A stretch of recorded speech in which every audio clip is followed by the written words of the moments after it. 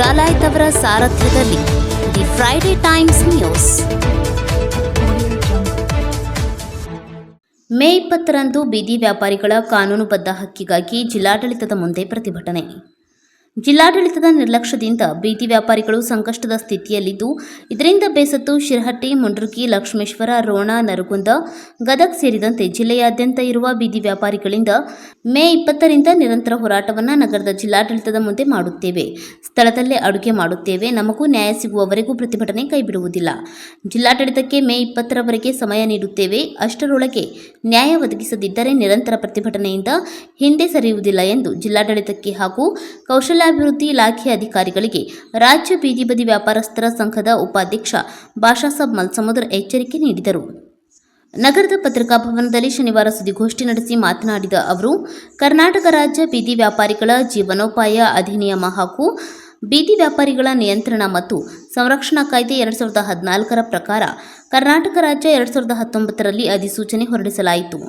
ನಂತರ ಆಯಾ ಸ್ಥಳೀಯ ಸಂಸ್ಥೆಗಳಲ್ಲಿ ಬೀದಿ ವ್ಯಾಪಾರಿಗಳಿಂದ ಚುನಾಯಿತ ಪ್ರತಿನಿಧಿ ಆಯ್ಕೆ ಮಾಡುವುದರ ಮೂಲಕ ಪಟ್ಟಣ ಮಾರಾಟ ಸಮಿತಿ ರಚಿಸಲಾಯಿತು. ಪಟ್ಟಣ ಮಾರಾಟ ಸಮಿತಿಯು ನಗರ ವಸತಿ ಮಂತ್ರಾಲಯ ಸಚಿವರಿಂದ ಬೀದಿ ವ್ಯಾಪಾರಿಗಳ ಕುಂದುಕೊರತೆಗಳು ಹಾಗೂ ಅಭಿವೃದ್ಧಿಯ ವಿಚಾರವಾಗಿ ಪಟ್ಟಣ ಮಾರಾಟ ಸಮಿತಿಯ ತೀರ್ಮಾನವೇ ಅಂತಿಮ ಎಂಬುದನ್ನು ರಾಜ್ಯದ ಎಲ್ಲ ಕೌಶಲ್ಯಾಭಿವೃದ್ಧಿ ಇಲಾಖೆಯ ನಿರ್ದೇಶಕರಿಗೆ ಆದೇಶ ಹೊರಡಿಸಿತು ಎಂದರು. ಗದಗ ಜಿಲ್ಲೆಗೆ ಸರಿಸುಮಾರು 3,95,00,000 ರೂಪಾಯಿ ಅನುದಾನ ನೀಡಲಾಗಿದೆ. ಜಿಲ್ಲೆಯ 9 ಸ್ಥಳೀಯ ಸಂಸ್ಥೆಗಳ ಮುಖ್ಯಾಧಿಕಾರಿಗಳು ಹಾಗೂ ಸಮುದಾಯ ಸಂಘಟನಾ ಅಧಿಕಾರಿಗಳ ಟಿವಿಸಿ ಸಭೆಯ ಗಮನಕ್ಕೆ ತರದೆ ತಮಗೆ ಬೇಕಾದಷ್ಟು ಹಣ ಬಳಕೆ ಮಾಡಿಕೊಂಡು ಇನ್ನುಳಿದ 2.50 ಕೋಟಿ ರೂಪಾಯಿ ಹಣವನ್ನು ಹಿಂದಿರುಗಿಸಿದ್ದಾರೆ. ಬೀದಿ ವ್ಯಾಪಾರಿಗಳಿಂದ ಪ್ರತಿನಿತ್ಯ ಶುಲ್ಕ ಸಂಗ್ರಹ ಮಾಡಿ ಪಟ್ಟಣ ಮಾರಾಟ ಸಮಿತಿಗೆ ಜಮೆ ಮಾಡಲು ರಾಜ್ಯ ಅಭಿಯಾನ ನಿರ್ದೇಶಕರು ನಿರ್ದೇಶನ ನೀಡಿದರು. ಯೋಜನಾ ನಿರ್ದೇಶಕರು ಹಾಗೂ ಜಿಲ್ಲಾ ಕೌಶಲ್ಯಾಭಿವೃದ್ಧಿ ಅಧಿಕಾರಿಗಳು ಬೀದಿ ವ್ಯಾಪಾರಿಗಳ ಸಭೆ ಮಾಡಿರುವಂತೆ ನಾಟಕವಾಡಿ ಶುಲ್ಕ ಸಂಗ್ರಹ ಮಾಡುತ್ತಿದ್ದಾರೆ. ಇದರಿಂದ ಬೀದಿ ವ್ಯಾಪಾರಿಗಳಿಗೆ ತೊಂದರೆಯಾಗುತ್ತಿದೆ ಎಂದು ಜಿಲ್ಲಾಡಳಿತದ ವಿರುದ್ಧ ಆಕ್ರೋಶ ವ್ಯಕ್ತಪಡಿಸಿದರು.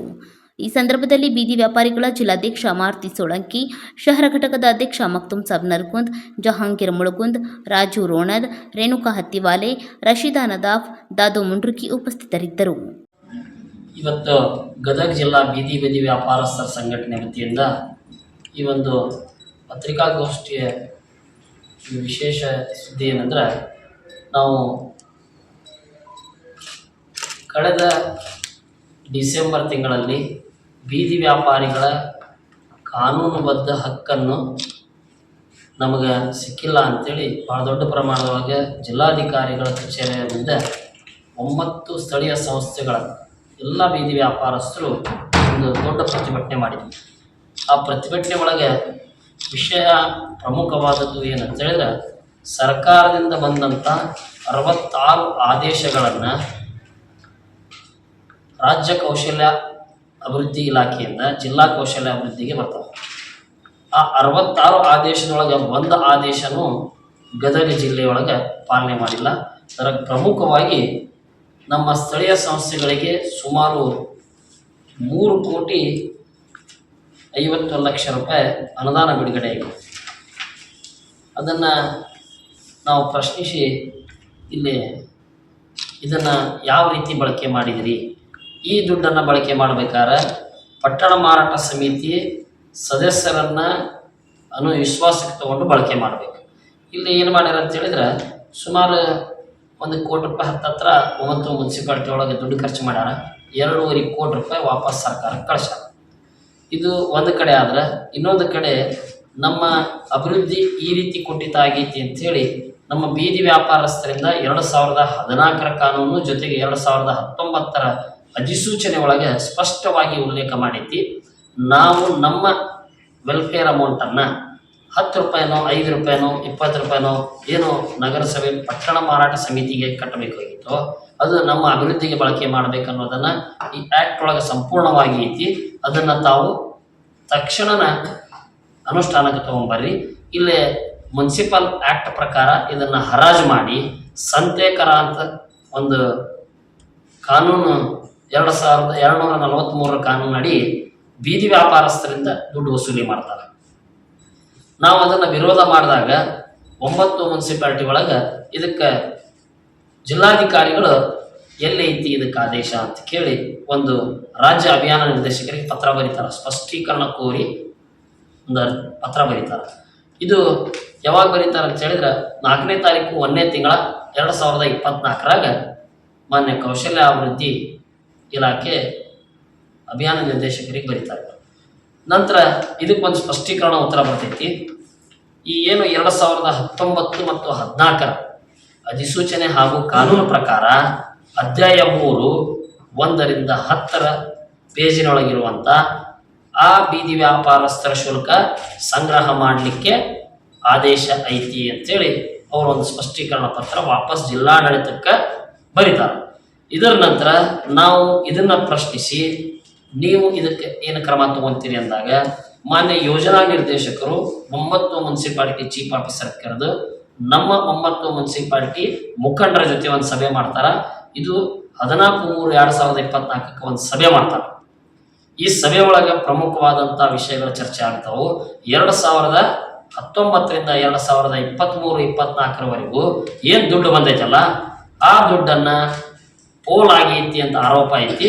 ಇದಕ್ಕೊಂದು ತನಿಖಾ ತಂಡ ರಚನೆ ಮಾಡಿ ಇದನ್ನು ವರದಿ ಕೊಡ್ರಿ ಅಂತೇಳಿ ಅವತ್ತಿನ ದಿವಸ ಒಂದು ಠರಾವನ್ನು ಮಾಡ್ತಾರೆ. ಅದ್ರ ಜೊತೆಗೆ ಇನ್ನೊಂದು ಪ್ರಮುಖವಾಗಿ ಏನು ಠರಾವ ಮಾಡ್ತಾರಂದ್ರೆ ಬೀದಿ ವ್ಯಾಪಾರಸ್ಥರ ಶುಲ್ಕವನ್ನು ಏಪ್ರಿಲ್ 1ರಿಂದ ಅಧಿಕೃತವಾಗಿ ತಾವು ವಸೂಲಿ ಮಾಡಿ ಪಟ್ಟಣ ಮಾರಾಟ ಸಮಿತಿಗೆ ಜಮೆ ಮಾಡ್ರಿ ಅಂತೇಳಿ ಅವರು ಒಂದು ಠರಾವ್ ಮಾಡಿ ಜಿಲ್ಲಾ ಕೌಶಲ್ಯ ಅಭಿವೃದ್ಧಿ ಇಲಾಖೆಗೆ ಕೊಡ್ತಾರೆ. ಈ ಕಚೇರಿ ಆದೇಶ ಕೂಡ 2 ಇಲ್ಲಿ ಬಂತು. ಈ 2 ಕಚೇರಿ ಆದೇಶ ಇಟ್ಕೊಂಡು ಇಲ್ಲೇ ಮುನ್ಸಿಪಾಲಿಟಿ ಚೀಫ್ ಆಫೀಸರು ಟೆಂಡರ್ ಮಾಡಿ ಮತ್ತೆ ರೋಲ್ ಕಾಲ್ ಲೆಕ್ಕಕ್ಕೆ ವಿದೌಟ್ ರೆಸಿಪ್ಟ್ ದುಡ್ಡು ವಸೂಲಿ ಮಾಡ್ತಾರೆ. ಈಗ ಸದ್ಯ ಶಿರಟ್ಟಿ, ನರಗುಂದ, ಲಕ್ಷ್ಮೇಶ್ವರ ಒಳಗೆ ಇಲ್ಲೇ ವಿದೌಟ್ ರೆಸಿಪ್ಟ್ ದುಡ್ಡು ವಸೂಲಾಗತ್ತೆ. 50 ರೂಪಾಯಿ, 30 ರೂಪಾಯಿ, 40 ರೂಪಾಯಿ. ಬಟ್ ಮುನ್ಸಿಪಲ್ ಆಕ್ಟ್ ಒಳಗೆ ಬೀದಿ ವ್ಯಾಪಾರಸ್ಥರಿಂದ ದುಡ್ಡು ವಸೂಲಿ ಮಾಡ್ಬೇಕಂತ ಎಲ್ಲಿ ಇಲ್ಲ. ಇಲ್ಲೇ ಕೌಶಲ್ಯ ಅಭಿವೃದ್ಧಿ ಇಲಾಖೆಯವ್ರಿಗೆ ಕಚೇರಿ ಆದೇಶ ಮಾಡ್ತಾರ, ನೀವು ಬೀದಿ ವ್ಯಾಪಾರಸ್ಥರ ಶುಲ್ಕವನ್ನ ಬೀದಿ ವ್ಯಾಪಾರಸ್ಥರ ಕಮಿಟಿಗೆ ಸಂಗ್ರಹ ಮಾಡಿ ಇದನ್ನ ಜಮಾ ಮಾಡ್ರಿ ಅಂತ ಅದು ಆ ಎಲ್ಲ ಮುನ್ಸಿಪಾಲಿಟಿ ಚೀಫ್ ಆಫೀಸರ್ ಒಂದು ಆದೇಶ ಆಗುತ್ತೆ.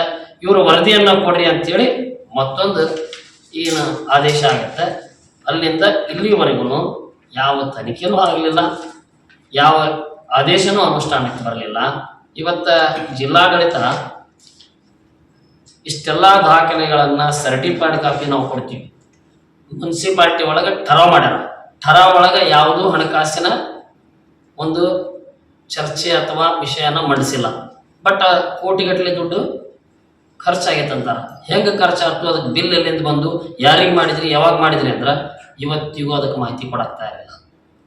ಅಂದ್ರೆ ಇದರೊಳಗೆ ಮುಖ್ಯವಾಗಿ ಜಿಲ್ಲಾಧಿಕಾರಿಗಳಿಗೆ ಆಸಕ್ತಿ ಇಲ್ಲ ಬಡವರ ಬಗ್ಗೆ. ಇಷ್ಟೆಲ್ಲ ದಾಖಲೆಗಳ ನಾವು ಮುಂದಿಡಾಕತ್ತೀವಿ. ಸರ್ಕಾರಿ ಆದೇಶ ಜಿಲ್ಲಾಡಳಿತದ ಒಬ್ಬ ಮುನ್ಸಿಪಾಲ್ಟಿ ಚೀಫ್ ಆಫೀಸರು ಇದನ್ನ ಪಾಲನೆ ಮಾಡೋದಿಲ್ಲ ಅಂದ್ರೆ ಮತ್ತು ಇವರಿಗೆ ಜಿಲ್ಲಾಧಿಕಾರಿಗಳ ಕುಮ್ಮಕ್ಕು ಮತ್ತು ಯೋಜನಾ ನಿರ್ದೇಶಕರ ಕುಮ್ಮಕ್ಕು ಮತ್ತು ಜಿಲ್ಲಾ ಕೌಶಲ್ಯ ಅಭಿವೃದ್ಧಿ ಇಲಾಖೆಯ DSDO ಅವರ ಕುಮ್ಮಕ್ಕು ಐತಿ. ಇಲ್ಲ ಅಂದ್ರೆ ಅವರದೇ ಆದೇಶ ಅವ್ರ ಕೆಳಗಿನ ಅಧಿಕಾರಿಗಳ ಪಾಲನೆ ಮಾಡೋದಿಲ್ಲ.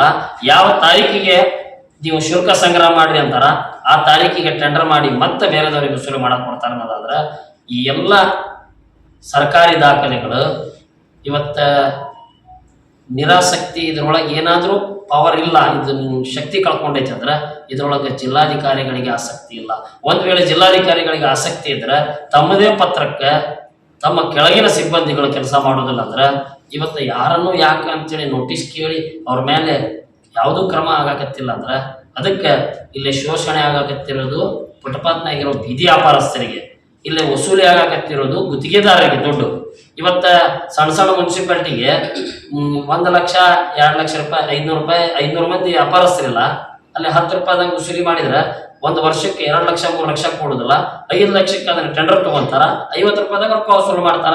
50 ರೂಪಾಯಿ ತಗೊಳಕ್ ಮುನ್ಸಿಪಲ್ ಆಕ್ಟ್ ಒಳಗೂ ಅವಕಾಶ ಇಲ್ಲ. ಇಲ್ಲಿ 10 ರೂಪಾಯಿ ನಮ್ಮ ಎನ್ವೈರನ್ಮೆಂಟ್ಗೆ ನೀವು ಜಮಾ ಮಾಡ್ರಿ ಅಂದ್ರೆ ಇದನ್ನ ತಗೊಳಕ್ಕೂ ಅವ್ರಿಗೆ ಆಸಕ್ತಿ ಇಲ್ಲ. ಅಂದ್ರೆ ಇಲ್ಲಿ ಕಿಕ್ ಬ್ಯಾಕ್ ಸಿಗೋದಿಲ್ಲ. ಇಲ್ಲಿ ನೇರವಾಗಿ ಮುನ್ಸಿಪಲ್ TVC ಖಾತೆಗೆ ಹೋಗುತ್ತೆ ಅನ್ನೋದಕ್ಕೆ ಗೊತ್ತಾಗಿ ಮುನ್ಸಿಪಲ್ ಹೆಡ್ಡಿಗೆ ಹೋದ್ರೆ ಕಾಂಟ್ರಾಕ್ಟರ್ ಜೊತೆ ಕಿಕ್ ಬ್ಯಾಕ್ ತಗೋಬಹುದು. ಯಾಕಂದ್ರೆ ಒಂದು ವರ್ಷದೊಳಗೆ ಸಾಕಷ್ಟು ಹಬ್ಬ ಹರಿದಿನ ಬರ್ತಾವ, ಇವರು ಅದನ್ನ ಸಾಮಾನ್ಯ ದಿನಕ್ಕೆ ಹೋಲಿಸ್ತಾರ. ಸಾಕಷ್ಟು ಉರುಸುಗಳು ಜಾತ್ರೆಗಳು ಊರೊಳಗೆ ನಡೀತಾವ, ಅಲ್ಲಿಯೂ ಕೂಡ ಅದನ್ನ ಸಾಮಾನ್ಯ ದಿನಕ್ಕೆ ಹೋಲಿಸಿ ಅದನ್ನ ಟೆಂಡರ್ ಮಾಡ್ತಾರ. ಮುಂದೆ ಅದರಂತ ಬರುವಂತ ದುಡ್ಡನ್ನ ಅವ್ರಿಗೆ ಅರ್ಧ ಇವ್ರಿಗೆ ಅರ್ಧ ಅನ್ನೋ ಲೆಕ್ಕದೊಳಗೆ ಶಿರಟ್ಟಿ ಚೀಫ್ ಆಫೀಸರ್ಗೆ ಹೋಗಿ ನಾವು ನೇರವಾಗಿ ಅಲ್ಲಿ ಸಭೆ ಮಾಡಿ ಅವ್ರ ಜೊತೆ ಚರ್ಚೆ ಮಾಡಿದಾಗ ಅವ್ರು ಸ್ಪಷ್ಟವಾಗಿ ತಳ್ಳಿ ಹಾಕಿದ್ರು. ನಾವು ಟೆಂಡರ್ ಕೊಟ್ಟಿವ್ರಿ, ಅವ್ರು ಸ್ಟೇ ತರ್ತಾರೆ. ಎದಕ್ಕೆ ಸ್ಟೇ? ಇವರ ಆದೇಶ ಕೊಡ್ತಾರ, ವಾಪಸ್ ಇವರಷ್ಟೇ ತಗೊಂಬ ಅಂತ ಹೇಳ್ತಾರ ಅವ್ರಿಗೆ. ಅಂದ್ರೆ ಇಲ್ಲಿ ನಾವು ಸುಮಾರು ವರ್ಷಗಳಿಂದ ಒಬ್ಬ ಪಟ್ಟಣ ಮಾರಾಟ ಸಮಿತಿ ಸದಸ್ಯರು ಹೌದು, ಸಂಘಟನೆನೂ ಐತಿ, ಇದಕ್ಕೆ ತಕರಾರು ಮಾಡಾಕತ್ತೀವಿ, ಹೋರಾಟ ಮಾಡಾಕತ್ತೀವಿ. ಇದಕ್ಕೆ ಕಣ್ಣು ತೆಗೆದ ನೋಡಾಕತ್ತಿಲ್ಲ ಅಂದ್ರೆ ಬಡವರ ವಿರೋಧಿ ಜಿಲ್ಲಾಡಳಿತ ಆಗೈತಿ, ಬಡವರ ವಿರೋಧಿ ಜಿಲ್ಲಾಧಿಕಾರಿ ಆಗ್ಯಾರ, ಬಡವರ ವಿರೋಧಿ ಯೋಜನಾ ನಿರ್ದೇಶಕರಾಗ್ಯಾರ, ಬಡವರ ವಿರೋಧಿ ಇವತ್ತಿನ ದಿವಸ ಈ ಜಿಲ್ಲಾ ಕೌಶಲ್ಯ ಅಭಿವೃದ್ಧಿ ಇಲಾಖೆ ಆಗ್ಯಾರ. ಜಿಲ್ಲಾ ಕೌಶಲ್ಯ ಅಭಿವೃದ್ಧಿ ಒಳಗಂತೂ ಏನೂ ಕೆಲಸ ಇಲ್ಲ. ಕಾರ್ ತಗೊಂಡು ಸುಮ್ಮನೆ ಪಂಟ್ ಹೊಡೆದ ದಿವಸ ಮನೆಗೆ ಹೋಗುದು, ದಿವಸ ಅವ್ರ ಆಫೀಸಿಗೆ ಹೋದ್ರು ಅವ್ರ ಆಫೀಸ್ನಾಗ ಯಾರೂ ಇರೋದಿಲ್ಲ. ಅದಕ್ಕೆ ನಾವು ಎಲ್ಲ ಜಿಲ್ಲಾ ಮುಖಂಡರು, ತಾಲೂಕಿನ ಮುಖಂಡರು ಶಿರಟ್ಟಿ, ಲಕ್ಷ್ಮೇಶ್ವರ, ಮುಳಗುಂದ, ಮುಂಡ್ರಿಗಿ, ಗಜೇಂದ್ರಗಡ, ನಮ್ಮ ನೆರೆಗಲ್, ರೋಣ, ಗದಗ ನಿರಂತರವಾಗಿ ಜಿಲ್ಲಾಡಳಿತದ ಮುಂದೆ ನಾವು ಪೆಂಡಾಲ್ ಹಾಕಿ ಅಲ್ಲೇ ಅಡಿಗೆ ಮಾಡ್ತೀವಿ, ಅಲ್ಲೇ ಕುಂದಿರ್ತೀವಿ. ಎಲ್ಲಿವರೆಗೂ ಬಡವರ ಮೇಲೆ ಶೋಷಣೆ ಜಿಲ್ಲಾಡಳಿತದಿಂದ ನಿಲ್ಲಿಸೋದಿಲ್ವೋ ಅಲ್ಲಿವರೆಗೂ ಜಿಲ್ಲಾಡಳಿತದ ಮುಂದೆ ಆ ಸಂಬಂಧಪಟ್ಟಂತ ಯೋಜನಾ ನಿರ್ದೇಶಕರದು, ಅದರ ಜೊತೆಗೆ ಈ ಕೌಶಲ್ಯ ಅಭಿವೃದ್ಧಿ ಇಲಾಖೆಯ ಪ್ರತಿದಿನ ನಾವು ದಹನ ಮಾಡ್ತೀವಿ, ಅಲ್ಲೇ ಕೂಡ್ತೀವಿ. ನೋಡೋಣ ಬಡವರ ಒಂದು ಹೋರಾಟಕ್ಕೆ, ಬಡವರ ಒಂದು ನ್ಯಾಯಕ್ಕೆ ಜಿಲ್ಲಾಡಳಿತ ಇನ್ನು ಮುಂದಾದ್ರೂ ಕಣ್ಣು ತೆಗಿತೈತೆ ಇಲ್ಲ. ಇಲ್ಲಿವರೆಗೂ ಅವರು ಚುನಾವಣೆ ನೀತಿ ಸಂಹಿತೆ ಕಾರಣ ಹೇಳ್ಕೊಂತ ಬಂದ್ರು. ಇವತ್ತ ಅವಧಿ ಕೊಟ್ಟಿದ್ರು, ಹೋದ ತಿಂಗಳ 5ನೇ ತಾರೀಕಿಗೆ ವರದಿಯನ್ನ ಯಾವುದೇ ಕಾರಣಕ್ಕೂ ತಾವು ಕೊಡಬೇಕು ಅಂತೇಳಿ. ಈ ವರದಿ ಕೊಡುವಂತ ಅವಧಿ ಮುಗಿದು 2 ತಿಂಗಳು ಹಚ್ಚಿದ್ರು. ಈ ವರದಿ ಬಗ್ಗೆ ಏನಾಯ್ತು ಅಂತೇಳಿ ನಾವು ಅವ್ರಿಗೆ ಮನವಿ ಪತ್ರ ಕೊಟ್ಟರು, ಕೇಳಬಲ್ರು. ಒಂದೊಂದು ಮನವಿ ಪತ್ರಕ್ಕೆ 100 ಪೇಜ್ ಡಾಕ್ಯುಮೆಂಟ್ಸ್ ನಾವು ಹಚ್ಚಿಕೊಟ್ರು. ಈ ಪತ್ರ ತಿಪ್ಪಿಕೊಂಡೇ ಹೊಂಟಾವು. ಅದಕ್ಕೆ ನಾವಿನ್ನು ಮುಂದೆ ಪತ್ರ ಕೊಡೋದಿಲ್ಲ. ನಾವು ಅಲ್ಲೇ ಜಿಲ್ಲಾಡಳಿತದ ಮುಂದೆ ಕುಂದಿರ್ತೀವಿ. ನಮ್ಮ ಒಂದು ಆ ಹೋರಾಟಕ್ಕೆ ಸ್ಪಂದನೆ ಮಾಡದೆ ಹೋದ್ರೆ ವಿವಿಧ ರೀತಿಯಾದಂತಹ ಹೋರಾಟಗಳು ಅವತ್ತಿನ ದಿವಸ ಮಾಡಬೇಕಾಗತ್ತೆ. ಸಾಕಷ್ಟು ಪ್ರಗತಿಪರ ವಿಚಾರವಂತರು, ಪ್ರಗತಿಪರ ಸಂಘಟನೆಗಳು ಕೂಡ ಬಂದು ಜಿಲ್ಲಾಡಳಿತದ ಮುಂದೆ ಕುಂತು ಹೋರಾಟ ಮಾಡುವಂತ ಒಂದು ಸಂದರ್ಭ ಬರ್ತೈತಿ. ಅದಕ್ಕೆ ಇವತ್ತಿನ ಈ ಸಂದರ್ಭದೊಳಗೆ ನಾವು ಎಲ್ಲಾ ತಾಲೂಕಾ ಮುಖಂಡರುಗಳ ವಿಶ್ವಾಸಕ್ಕೆ ತಗೊಂಡು ನಾವು ಸ್ಪಷ್ಟವಾಗಿ ಒಂದು ಹೋರಾಟದ ಎಚ್ಚರಿಕೆ ಕೊಡಾಕತ್ತೀವಿ. ಮಾನ್ಯ ಜಿಲ್ಲಾಧಿಕಾರಿಗಳು ಈ ಬಡವರ ವಿರೋಧಿ ನೀತಿಯನ್ನ ನಿಲ್ಲಿಸಿ ಸೋಮವಾರ ದಿವಸ ನಾವು ಅಲ್ಲಿ ಧರಣಿ ಕೊಡೋಕ್ಕಿಂತ ಮುಂಚೆ ಏನು ಈ ಕಳ್ಳಾಟ ನಡೆದೈತಿಲ್ಲ ಅಧಿಕಾರಿಗಳದು, ಇವ್ರನ್ನ ತಲೆದಂಡ ಮಾಡದ ಹೋದ್ರ, ನೀವು ಇವ್ರ ಮೇಲೆ ಕ್ರಮ ತಗೊಳ್ಳದ ಹೋದ್ರ ಇಲ್ಲೇ ಶೋಷಣೆ ಆಗಕತ್ತಿರೋದು ಬೀದಿ ವ್ಯಾಪಾರಸ್ಥರಿಗೆ. 2019ರಿಂದ ಚುನಾಯಿತ ಪ್ರತಿನಿಧಿಗಳದಾರ. 2024 ಮುಗಿಯಾಕ ಬಂತು. ಈ ಚುನಾಯಿತ ಪ್ರತಿನಿಧಿ ಅವಧಿನೂ ಮುಗಿದು ಹೋತು. ಇಲ್ಲಿ ಆ ಪ್ರತಿನಿಧಿ ಬೀದಿ ವ್ಯಾಪಾರಿಗಳ ಕುಂದು ಕೊರತೆಗಳ ನಿರ್ವಹಣೆ ಮಾಡಕ್ ಆಗ್ಲಿಲ್ಲ. ನಮ್ಮ ಬೀದಿ ವ್ಯಾಪಾರಸ್ಥರಿಗೆ ಅಂತೇಳಿ ಕೋರ್ಟು ಮೇಲ್ವಿಚಾರಣೆಗೆ ಒಂದು ಸಮಿತಿ ರಚನೆ ಮಾಡಬೇಕು ಅನ್ನುವಂಥದ್ದನ್ನ ಈ ಆದೇಶದೊಳಗೈತಿ. ಇವತ್ತ ಗದಗ ಜಿಲ್ಲೆ ಒಳಗ ನಮ್ಮ ಕುಂದು ಕೊರತೆಗಳನ್ನ ತಗೊಂಡು ನಾವು ಜಿಲ್ಲಾಡಳಿತದ ಮುಂದೆ ಕುಂದಿರ್ಬೇಕು ಹೊರತುವಿನ ನಮ್ಮ ಮೇಲ್ವಿಚಾರಣಾ ಸಮಿತಿ ಇನ್ನೂ ಮಟ್ಟ ರಚನೆ ಮಾಡಿಲ್ಲ. ಯಾಕಂದ್ರೆ ಅದಕ್ಕೆ ಸರ್ಕಾರದಿಂದ ಒಂದು ಕಾನೂನು ಬದ್ಧತೆ ಐತಿ ಕ್ರಮ ತಗೊಳಕ್ಕೆ. ಆ ಕ್ರಮ ತಗೊಳ್ತಾರ ಅನ್ನೋ ಒಂದು ಉದ್ದೇಶದಿಂದ ಒಬ್ಬ ಸಿವಿಲ್ ಜಡ್ಜು, ಒಬ್ಬ IAS ಆಫೀಸರ್, ಒಬ್ಬ ಸಮಾಜ ಸೇವಕರನ್ನ ಒಳಗೊಂಡಂತ ಆ ಮೇಲ್ವಿಚಾರಣಾ ಸಮಿತಿ ರಚನೆ ಮಾಡಿಲ್ಲ ಇವರು. ಅದಕ್ಕೆ ಸುಮಾರು 66 ಆದೇಶದೊಳಗೆ ಒಂದು ಆದೇಶನೂ ಕೂಡ ಯಾವುದೇ ನಗರಸಭೆ ಪಾಲನೆ ಮಾಡಿಲ್ಲ, ಯಾವುದೇ ಸ್ಥಳೀಯ ಸಂಸ್ಥೆಗಳ ಪಾಲನೆ ಮಾಡಿಲ್ಲ. ಅದನ್ನ ನಮ್ಮ ಕಾನೂನುಬದ್ಧ ಹಕ್ಕುಗಳನ್ನ ಇವತ್ತು ಹತ್ಕುವಂತ ಕೆಲಸ ಜಿಲ್ಲಾಡಳಿತದಿಂದ ಆಗೈತಿ. ಇಷ್ಟೆಲ್ಲ ದಾಖಲೆಗಳನ್ನ ಇಟ್ಟುಕೊಂಡು ನಾವು ಈ ದಾಖಲೆಗಳ ಸಮೇತ ಸೋಮವಾರದಿಂದ ಇವರ ದಹನ ಮಾಡಿ ಇವರ ಆದೇಶನೂ ಕೂಡ ದಹನ ಮಾಡ್ತೀವಿ. ಯಾಕಂದ್ರೆ ಈ ಆದೇಶ ಸುಡಾಕ ಲಾಯಕ ಅದಾವ. ಇದನ್ನ ಕಾರ್ಯರೂಪಕ್ಕೆ ತರಕಂಕಾರ ಅಧಿಕಾರಿಗಳಿಂದ ಆಗಿಲ್ಲ. ಅದನ್ನ ತಗೊಂಡಿಲ್ಲ, ಕಾರ್ಯರೂಪಕ್ಕೆ ತಂದಿಲ್ಲ ಅಂತ ಜಿಲ್ಲಾಡಳಿತ ಇವ್ರ ಮ್ಯಾಗ ಕ್ರಮ ತಗೊಳ್ಳೋದಿಲ್ಲ. ಅದಕ್ಕೆ ಈ ಆದೇಶನು ಅವತ್ತಿನ ದಿವಸ ಜಿಲ್ಲಾಡಳಿತದ ಮುಂದೆ ಈ ಜಿಲ್ಲಾಡಳಿತದ ಆದೇಶವು ಕೂಡ ನಾವು ಸುಡ್ತೀವಿ ಅನ್ನೋದನ್ನ ಈ ಸಂದರ್ಭದಲ್ಲಿ ಹೇಳ್ತಾ, ಇವತ್ತಿನ ದಿವಸ ನಾವು ಸೋಮವಾರದ ಒಂದು ಮುಂಜಾಗ್ರತೆ ಕಾರ್ಯಕ್ರಮ ವಿವಿಧ ಹಂತದೊಳಗ ವಿವಿಧ ರೂಪದೊಳಗ ಹೋರಾಟಗಳಿರ್ತಾವು. ಒಂದೇ ಹೋರಾಟ ಸಂಬಂಧಪಟ್ಟ ಅಧಿಕಾರಿಗಳ ಪ್ರತಿಕೃತಿಯ ದಹನ ಆಗತ್ತೆ ಅಂತ ಹೇಳಿ ನಾನು ಹೇಳಿಕೆ ಬಯಸ್ತೀನಿ. ಸರ್ಕಾರಿ ಸಮೀಕ್ಷೆ ಪರವಾಗಿ 3600 ಜನ ಬೀದಿ ವ್ಯಾಪಾರಸ್ಥರದಾರ ಅಂತೇಳಿ ಸರ್ಕಾರಿ ಸಮೀಕ್ಷೆ ಹೇಳ್ತೈತಿ. ಇಲ್ಲಿವರೆಗೂ 9 ಮುನ್ಸಿಪಾಲಿಟಿ ಒಳಗೆ ಎಷ್ಟು ವ್ಯಾಪಾರಸ್ಥರದಾರ ಅಂತ ಯಾರ ಕಡೆನೂ ಡಾಟಾ ಇಲ್ಲ. ಇದಕ್ಕಂತೇಳಿ ದುಡ್ಡು ಬಂದೈತಿ, ಸರ್ವೆ ಮಾಡೀವಿ ಅಂತೇಳಿ ಲಿಸ್ಟ್ ಕೊಡ್ತಾರ. ಅವ್ರ ಹತ್ರ ದುಡ್ಡು ಶುಲ್ಕ ವಸೂಲಿ ಮಾಡಕ್ ಹೋದ್ರೆ ಅವ್ರ ಹತ್ರ ಡಾಟಾನ ಇಲ್ರಿ ಅಂತಾರೆ. ಅಂದ್ರೆ ಅಷ್ಟು ಬೇಜವಾಬ್ದಾರಿತನ ಬೀದಿ ವ್ಯಾಪಾರಸ್ಥರ ಬಗ್ಗೆ ಈ ಕಾನೂನಾದರೂ ಈ ಮುನ್ಸಿಪಾಲಿಟಿ ಅಧಿಕಾರಿಗಳು ಮಾಡಕತ್ತಾರೆ. ನಿಮ್ಮ ಅಂದಾಜು ಪ್ರಕಾರ ನೀವು ಸರ್ವೆ ಮಾಡಿದ್ದು ಅಥವಾ ನಿಮ್ಮ ನೆಟ್ವರ್ಕ್ನಾಗ ಎಷ್ಟು ಇರ್ಬೋದು ಸರ್? ಈಗ ಸರ್ವೆ ಸಮೀಕ್ಷೆ ನಮ್ಮ ನಗರಕ್ಕೆ ಸಂಬಂಧಪಟ್ಟಂಗ ಪಾಪ್ಯುಲೇಷನ್ ಪರವಾಗಿ 2% ಜನರನ್ನ ತಾವು ಸರ್ವೆ ಮಾಡ್ರಿ ಅಂತ ಸರ್ಕಾರ ಅದನ್ನು ಸ್ಪಷ್ಟವಾಗಿ ಆದೇಶ ಮಾಡಿದೆ. 2% ಜನ ಅಂದ್ರೆ 2,04,000 ಹತ್ತತ್ರ ಬೀದಿ ವ್ಯಾಪಾರಸ್ಥರಿರ್ಬೋದು. ಅದು 4,000 ಜನರೊಳಗೆ ಸಾಂದರ್ಭಿಕ ವ್ಯಾಪಾರಸ್ಥರ, ಹಬ್ಬ ಹುಣ್ಣಿಮೆಯೊಳಗೆ ವ್ಯಾಪಾರ ಮಾಡೋರು, ಪ್ರತಿನಿತ್ಯ ಮುಂಜಾನೆ ಬಂದು ತಿರುವು ವ್ಯಾಪಾರ ಮಾಡೋರು, ಸ್ಥಿರವಾಗಿ ನಿಂತು ಅಲ್ಲೇ ಜಗದೊಳಗೆ ವ್ಯಾಪಾರ ಮಾಡೋರು, ಇನ್ನೊಂದು ಈ ಸಂಚಾರ ಮಾಡಿಕೊಂಡು ಊರಿಂದ ಊರು ಬಂದು ವ್ಯಾಪಾರ ಮಾಡ್ಕೊಂಡು ಹೋಗ್ತಾರಲ್ಲ, ಈ 4 ವಿಧದೊಳಗೆ ವ್ಯಾಪಾರಸ್ಥರ ಸಂಖ್ಯೆ ಇರ್ತೈತಿ. ಇದರ ಡಾಟಾ ಮುನ್ಸಿಪಾಲಿಟಿ ಅವರು GPS ಮಾಡೋದ್ರ ಜೊತೆಗೆ ಅವ್ರ ಹತ್ರ ಡಾಕ್ಯುಮೆಂಟ್ರಿ ಫೈಲ್ ಇರಬೇಕು. ಇವತ್ತು ನಾವು ಅದನ್ನು ನೀವು ಶುಲ್ಕ ಸಂಗ್ರಹ ಮಾಡ್ರಿ ಅಂದ್ರೆ ನಮ್ಮ ಹತ್ರ ಡಾಟಾನ ಇಲ್ರಿ ಅಂತ ಈಗ ಹೋಗಿ ಯಾರ್ಯಾರಲ್ಲಿ ವ್ಯಾಪಾರ ಮಾಡಾಕತ್ತಾರ ಅಂತ ಹುಡುಕಾಡಕತ್ತಾರ ನಾವು ಪ್ರಶ್ನೆ ಕೇಳಿದ ಮ್ಯಾಗ. ಅದಕ್ಕೆ ಈ ವ್ಯವಸ್ಥೆ ಸಂಪೂರ್ಣವಾಗಿ ಅಧಿಕಾರಿಗಳ ನಿರ್ಲಕ್ಷ್ಯದಿಂದ ಆಗೈತಿ. 5 ವರ್ಷ ಆಯ್ತು ನಮ್ಮ ಚುನಾವಣೆ ಆಗಿ, ವೋಟ್ ಹಾಕೋದ್ರ ಮೂಲಕ ನಾವು ಪ್ರತಿನಿಧಿಯಾಗಿ ಅನ್ನೋದಾದ್ರೆ ವೋಟ್ ಹಾಕಿದ್ರೆ ಯಾರು, ವೋಟ್ ಮುಂದಿನ ಸಲ ಹಾಕ್ಬೇಕು ಯಾರು ಅನ್ನುವಂಥದ್ದು ಗೊಂದಲ ಇಲ್ಲಿ ಆಗಾಗತ್ತೈತಿ. ಅದಕ್ಕೆ ಈ ಅಧಿಕಾರಿಗಳ ಮೇಲೆ 18 ಮಂದಿ 9 ಮುನ್ಸಿಪಾಲ್ಟಿಗೆ 9 CEO 9 CO ಆಕ್ಷನ್ ತಗೊಂಡ್ರಿ ಅಂದ್ರೆ ವ್ಯವಸ್ಥೆ ನಿಂತು ಹೋಗುತ್ತಂತ ಜಿಲ್ಲಾಧಿಕಾರಿಗಳು ಪೈಲ ನೋಡೋದಿಲ್ಲ.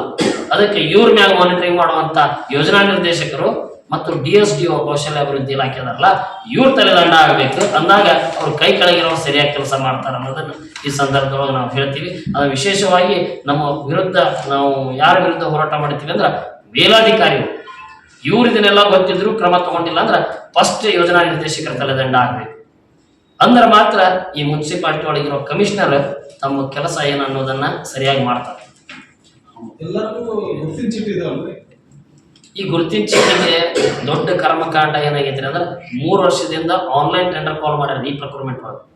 ಅದಕ್ಕೆ ಟೆಂಡರ್ ಕ್ಲೋಸ್ ಮಾಡಲಾರ್ದ ಯಾರಿಗೆ ಬೇಕು ಅವ್ರಿಗೆ ಕಾರ್ಡ್ ಇಶ್ಯೂ ಮಾಡುವಂಥದ್ದು ವ್ಯವಸ್ಥೆನೂ ಆಗೈತಿ. ಆ ಟೆಂಡರ್ ಕ್ಲೋಸ್ ಮಾಡೋವಲ್ರು, ಬಿಲ್ಲು ಕೊಡೋವಲ್ರು, ಅವ್ರು ಕಳಿಸಿದಂಥ ಡಾಟಾ ಇವ್ರು ಸರಿಯಾಗಿನೂ ಇಟ್ಕೊಂಡಿಲ್ಲ. ಆ ಡಾಟಾ ಸಂಪೂರ್ಣವಾಗಿ ಅಸ್ತವ್ಯಸ್ತ ಆಗಿ ಇವತ್ತು ಊರೊಳಗೆ ಹುಡುಕಾಡಿ GPS ಮಾಡಕತ್ತಾರ. ಅದಕ್ಕೆ ಈ ಒಂದು ವ್ಯವಸ್ಥೆ ಏನು ನಡೆದೈತಲ್ಲ ಮುನ್ಸಿಪಾಲ್ಟಿ ಒಳಗೆ, ಸಂಪೂರ್ಣವಾಗಿ ಬೀದಿ ವ್ಯಾಪಾರಸ್ಥರ ಹಕ್ಕನ್ನ ಹತ್ಕುವಂಥದ್ದು ವ್ಯವಸ್ಥೆ ಐತಿ ಹೊರತುವಿನ ಯಾವುದೂ ಕೂಡ ಇವರು ನಾವು ಕೆಲಸ ಮಾಡೀವಿ ಅಂತ ಹೇಳೋದಿಲ್ಲ. ಎಲ್ಲದನ್ನು ಅಸ್ತವ್ಯಸ್ತ ಮಾಡಿರ್ತೀವಿ.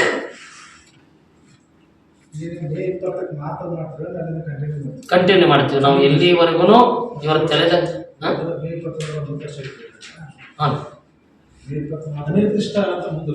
ಹೌದು, ಅನಿರ್ದಿಷ್ಟ ನಿರಂತರ ಧರಣಿ ಐತಿ.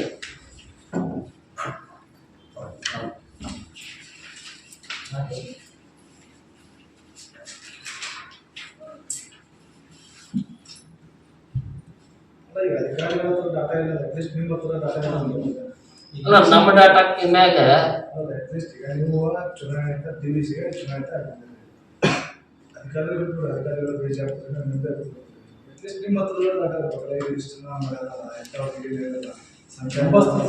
ನಮ್ಮ ಹತ್ರ ಇರೋದು 2,630 ಮಂದಿದ್ದು ಎಲ್ಲೆಲ್ಲಿ ವ್ಯಾಪಾರ ಮಾಡ್ತಾರ ಅವ್ರ ಸದಸ್ಯತ್ವ ಸಮೇತ ಅವ್ರ ಅಡ್ರೆಸ್ ಸಮೇತ ನಾವು ಡಾಟಾ ಇಟ್ಕೊಂಡಿವಿ ನಮ್ಮ ಹತ್ರ.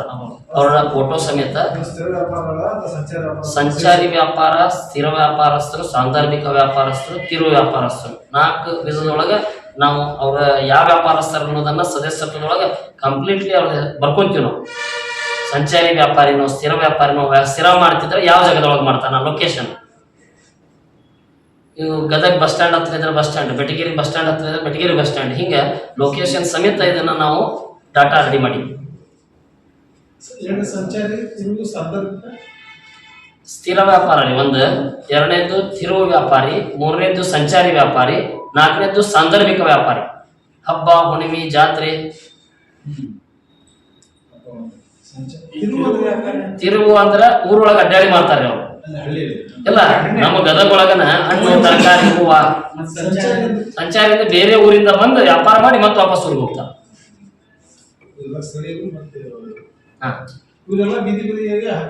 ಹೌದು. ನಿಮ್ಮ ಸಂಘ ಎಷ್ಟು ಟೋಟಲ್ 2,000 ಸರ್? 2,630 ಜನರದ್ದು ನಮ್ಮ ಹತ್ರ ಡೇಟಾ ಮತ್ತು ಸದಸ್ಯತ್ವ ಐತೆ. ಗದಗ ಬೆಟ್ಟಿಗೆ ಹೋರಾಟದಲ್ಲಿ ಎಷ್ಟು ಜನ ಭಾಗವಹಿಸ್ತಾರೆ? ಹೋರಾಟದಲ್ಲಿ ನಮ್ಮದು ಪ್ರತಿ ಒಂದು ದಿವಸಕ್ಕೆ ಒಂದು ಮುನ್ಸಿಪಾಲ್ಟಿಯವರು ಸಂಪೂರ್ಣವಾಗಿ ಅಲ್ಲಿ ಬಂದು ಕುಂದಿರ್ತಾರೆ. ಅಂದ್ರೆ ಈಗ ಶಿರಟ್ಟಿಯಿಂದ ಪೂರ್ತಿ ಒಂದು ದಿವಸ ವ್ಯಾಪಾರಸ್ಥರು ಬಂದ್ ಮಾಡ್ಕೊಂಡು ಬರ್ತಾರೆ. ಫಸ್ಟ್ ದಿವಸ ಗದಗ ಎಲ್ಲರೂ ಒಟ್ಟಿಗೆ ಸೇರಂಗಿಲ್ಲ, ಒಂದೇ ದಿನ ಎಲ್ಲ ಮುಖಂಡರಷ್ಟೇ ಒಂದೇ ದಿವಸ ಬರ್ತಾರೆ. ಇದ್ರ ಪರಿಣಾಮ ಅವಳಿ ನಗರಕ್ಕೆ ಮತ್ತೆ ಅವತ್ತಿನ ಅದಕ್ಕೆ ಮಾರ್ಕೆಟ್ ಬಂದಿತ್ತು ಹೀಗೆ ಏನು? ಇಲ್ರಿ, ನಾವು ವ್ಯಾಪಾರ ಸ್ಥಗಿತ ಮಾಡೋದಿಲ್ಲ. ಮುಂಜಾನೆ 10:30 ವ್ಯಾಪಾರ ಮಾಡುವಂಥವ್ರು ತಮ್ಮ ವ್ಯಾಪಾರ ಮುಗಿಸ್ಕೊಂಡ್ಬಂದು ಅಲ್ಲಿ ಕುಂದಿರ್ತಾರ. ನಂತರ ತಮ್ಮ ಸಹಕಾರ ಬೇರೆ ಬೇರೆ ಭಾಗದಿಂದ ಪ್ರತಿ ದಿವಸನೂ ಕೊಟ್ಕೊಂತಿರ್ತಾರೆ. 2600 ಜನ ಅಂದ್ರೆ ಪ್ರತಿ ದಿವಸ ಒಂದ್ 200 ಜನ ನಮ್ಗೆ ನಿರಂತರ ಧರಣಿ ಐತಿ. ಹೌದೌದು, ಇಲ್ಲಿ ಎಲ್ಲಿವರೆಗೂ ಇವ್ರು ತಲೆದಂಡ ಆಗುದಿಲ್ಲ, ನಾವು ಅಲ್ಲಿಂದ ಹೇಳೋದಿಲ್ಲ. ಯಾಕಂದ್ರೆ ಸರ್ಕಾರಿ ಆದೇಶನ ಪಾಲನೆ ಆಗುದಿಲ್ಲ ಅಂದ್ರೆ ಮತ್ತೆ ಪಾಲನೆ ಮಾಡೋದು ಯಾವ್ದು ಕಾನೂನು? DSDO ಕೌಶಲ್ಯ ಅಭಿವೃದ್ಧಿ ಅಧಿಕಾರಿ. ಯಾರ ಸರ್ ಇಲ್ಲಿ DSP? ಈಗ DSDO ಬಸವರಾಜ್ ಮಲ್ಲೂರ್ ಅದಾರಿ, ಮಾರುತಿ ಬ್ಯಾಕ್ವರ್ಡ್ ಅಂತೇಳಿ PDO. ಇವ್ರಿಬ್ರು ಅಮಾನತ್ ಮಾಡೋದು. ಹಾ, ಇಲ್ಲ, ಪ್ರತಿ ದಿವಸ ಮುಖಂಡರು ತಾಲೂಕಿಗೆ ಸಂಬಂಧಪಟ್ಟರೆ ಎಲ್ಲ ಮುಖಂಡರು ನಮ್ಮ ಜೊತೆಗೆ ಇರ್ತಾರೆ. ಆದ್ರೆ ಜನ ಬರುವುದು ಪ್ರತಿಯೊಬ್ಬರು ಮುನ್ಸಿಪಾಲ್ಟಿಯಿಂದ ಒಂದ್ ದಿವಸ ನಲ್ಗುಂದ ಬರ್ತಾರ, ಒಂದ್ ದಿವಸ ಗಡ ಬರ್ತಾರ, ಒಂದ್ ದಿವಸ ರೋಣ ಬರ್ತಾರ. ಹಿಂಗೆ ರೊಟೇಷನ್ ಆಗಿ ಅದು ಎಷ್ಟು ದಿವಸ ಹೋಗುತ್ತೋ ಅಷ್ಟು ದಿವಸ ನಾವು ಅಲ್ಲೇ ಬಂದ್ರು. ಸರ್ಕಾರದಿಂದ 3 ಕೋಟಿ 90 ಲಕ್ಷ ಬರ್ತದೆ. ಹಾಗಾಗಿ 2 ಕೋಟಿ ರೂಪಾಯಿ ಬರ್ತದೆ. 2 ಲಕ್ಷ ಅಂತ ಬರ್ತದೆ. ಇದ್ರೊಳಗೆ 2.5 ಲಕ್ಷ ಅಂತ ಮಾಡಿದ್ರೆ ಹಿಂದೂರಿನ ಅಮೌಂಟ್ 2.50 ಲಕ್ಷ ಸರ್. ಅದ ಇದು ಇಲ್ಲಿ ರೆಕಾರ್ಡ್ಸ್ ತೋರಿಸ್ತಾರೆ. ಇವರು 1 ಕೋಟಿ ಖರ್ಚು ಮಾಡಿ 2.5 ಕೋಟಿ ಅಂದ್ರೆ ಈಗ 5 ಲಕ್ಷ ರೂಪಾಯಿ IC ಪ್ರೋಗ್ರಾಮಿಗೆ ರಿಸಲ್ಟ್ ಬಂದೈತೆ. ನೀವು ಸರ್ಕಾರಕ್ಕೆ ವಾಪಸ್ ಹೋಗಿ 2 ಕೋಟಿ ಹೇಳಿದ್ರೆ ಆಗಲಿ ಸರ್ಕಾರಕ್ಕೆ ನಾವು ವಾಪಸ್ ಹೋಗಿದ್ರೆ ಹಾ 2 ಕೋಟಿ ರೂಪಾಯಿ ಅಂತ ಹೇಳಿದ್ರಿ. ಹೌದು, ನೀವು ಇಲ್ಲಿ ಮೆನ್ಷನ್ ಮಾಡಿದ್ರೆ 2.50 ಲಕ್ಷ ಮಾಡಿದ್ರೆ 2.50 ಲಕ್ಷ ಕೋಟಿ ಲಕ್ಷ ಅಲ್ಲ, 2.50 ಲಕ್ಷ. 2,50,000 ಆಗುತ್ತೆ. ನೀವು ಬರ್ದಾಗ ಪಾಯಿಂಟ್ ಲಕ್ಷ ಅಂತ ಕೊಟ್ಟರೆ 2 ಲಕ್ಷನ ಇಲ್ಲ, 2.5 ಕೋಟಿ ಆಗೈತಿ. ಇಲ್ಲ, ಅದರದ ಮಾಹಿತಿ ಐತಿ. ನಮಗೆ ಇಲ್ಲ, ಸರಿ 2.5 ಕೋಟಿ 50 ಲಕ್ಷ ರೂಪಾಯಿ ಇವ್ರು ವಾಪಸ್ ಕಳಿಸಿನಂತ ನಮ್ಗೆ ವರದಿ ಕೊಡ್ತಾರೆ. 1 ಕೋಟಿ ರೂಪಾಯಿ ಅಷ್ಟು ಖರ್ಚು ಮಾಡೀವಿ ಅಂತೇಳಿ. ಅದರೊಳಗೆ ವಿಶೇಷವಾಗಿ ಗದಗ ಬಂದಿದ್ದು 2,65,89,369 ರೂಪಾಯಿ ಅಂತ ತೋರಿಸ್ತಾರೆ. ಬರೀ ಗದಗ ಸಿಟಿ, ಗದಗ ಬಿಟಗಿರಿಗೆ 2,65,89,000 ಇದೊಂದು ಜೆರಾಕ್ಸ್ ಕೊಟ್ಬಿಡ್ತೀನಿ. ಇದೊಂದು ಜೆರಾಕ್ಸ್ ಕೊಡ್ತೀನಿ. ಇದ್ರ ನಂತರ 45 ಲಕ್ಷ ಬಂದೈತಿ. ನಾವು ಇದೇನು ಮಾಹಿತಿ ತಗೊಂಡಿವಲ್ಲ, IC ಆಕ್ಟಿವಿಟೀಸ್ ಅಂತೇಳಿ ಆರೋಗ್ಯ ತಪಾಸಣೆಗೆ, ಈ ಬೀದಿ ವ್ಯಾಪಾರಸ್ಥರ ಜಾಗೃತ ಕಾರ್ಯಕ್ರಮಕ್ಕೆ ಅಂತೇಳಿ ಅದನ್ನ ಇವ್ರು ನಮ್ಗೆ ವರದಿ ಕೊಟ್ಟಿಲ್ಲ. ಇದು ಬರೀ ಎಷ್ಟೈತ್ರಿ? 3,54,788 ರೂಪಾಯಿ ಐತಿದೆ. ಇದರ ನಂತರ 45 ಲಕ್ಷ ಬಂದೈತಿ. ಅದರದ ಮಾಹಿತಿ ನಮ್ಗೆ ಕೊಟ್ಟಿಲ್ಲ ಇವರು.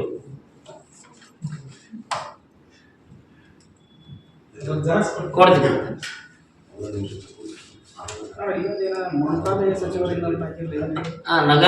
ನಗರ ಏನು ಸೆಂಟ್ರಲ್ ಒಳಗೆ ಇದು ಮಿನಿಸ್ಟ್ರಿ ಇರ್ತಲ್ಲ, ನಗರ ವಸತಿ ವ್ಯವಹಾರಗಳ ಸಚಿವಾಲಯ ಅಂತ ಬರ್ತದೆ.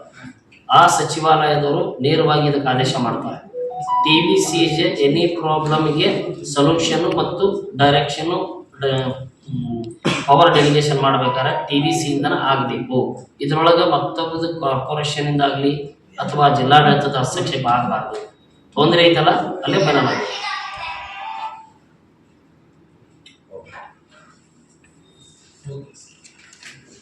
The Friday times news Gadag.